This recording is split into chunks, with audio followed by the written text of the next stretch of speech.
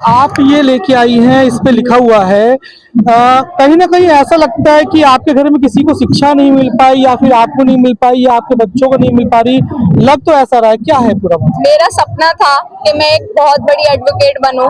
अच्छा, शिक्षा आपकी ही पूरी नहीं हो पाई? मेरी शिक्षा पूरी नहीं हो पाई। मैं अपने घर में सबसे छोटी थी, तो मेरे 5 बहन भाई थे।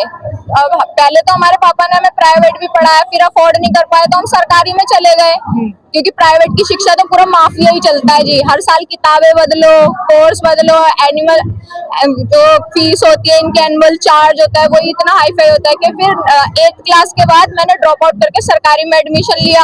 सरकारी में एडमिशन लेने के बाद जब 12वीं तक तो शिक्षा मेरे को सही हो गई, अफोर्डेबल हो गई। मतलब 60-70 रुपए, 120 रुपए मेरी फीस थी, वो मैं माल वाल बना के या पार्ट टाइम ट्यूशन वगैरह पढ़ा के कर लिया करती थी, ठीक है।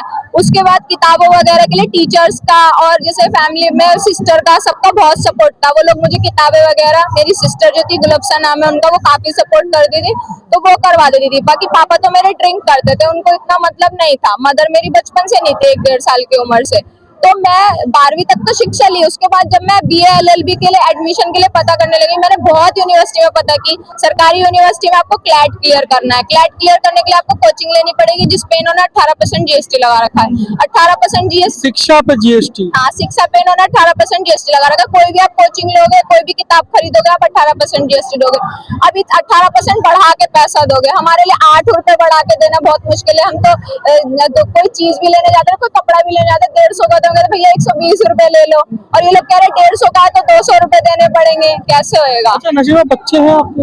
मेरी 4 साल की लड़की है। मैं यहाँ आई इसलिए हूँ कि मेरे तो सपने नहीं पूरे हो पाए। मेरे सपनों के लिए तो मुझे इतना संघर्ष करना पड़ा, लेकिन मेरी बच्ची को अपने सपने पूरे करने के लिए इतना संघर्ष ना करना पड़े। एक माँ, एक बेटी, एक माँ जो अपने बच्चे के भविष्य के लिए सोच रही है, नाशिमा, और एक बच्ची जो पैसे के अभाव में, पैसे की कमी के अभाव में अपनी शिक्षा पूरी नहीं कर पाती, और जिस तरीके से जंतर मंतर पर छात्र शिक्षा को लेकर ही आंदोलन कर रहे हैं, शिक्षा को ही लेकर जो है अनशन कर रहे हैं, उसी जंतर मंतर आंदोलन में नाशिमा भी जो है यहाँ आई हुई है।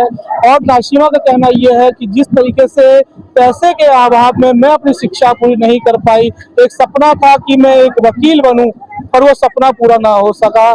शायद मैं अपने व्यूअर से भी कहना चाहूंगा कि कहीं तक हो सके तो नसीमा और नसीमा की फैमिली को सपोर्ट करे, ताकि नसीमा अपने बच्चों को भी पढ़ा सके और खुद भी, अभी कोई खास उम्र नहीं हुई है, खुद भी अपने सपने को पूरी कर सके, एक उड़ान भर सके।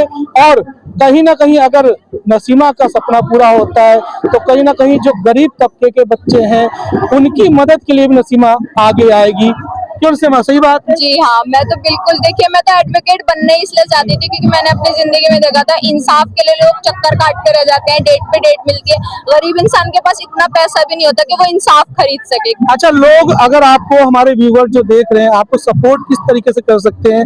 अगर कोई सपोर्ट आपको चाहिए तो मैं तो चाहती हूँ ज्यादा से ज्यादा लोग जंतर मंतर पे आओ और हिंदू मुस्लिम को छोड़ दो। हम सब एक हैं। अखंड भारत बनाओ, सनातनी भारत या मुस्लिम भारत। देखिए पहले भी मुस्लिम लीग बनी थी तो क्या तबाही तो हुई थी, पाकिस्तान बटा था।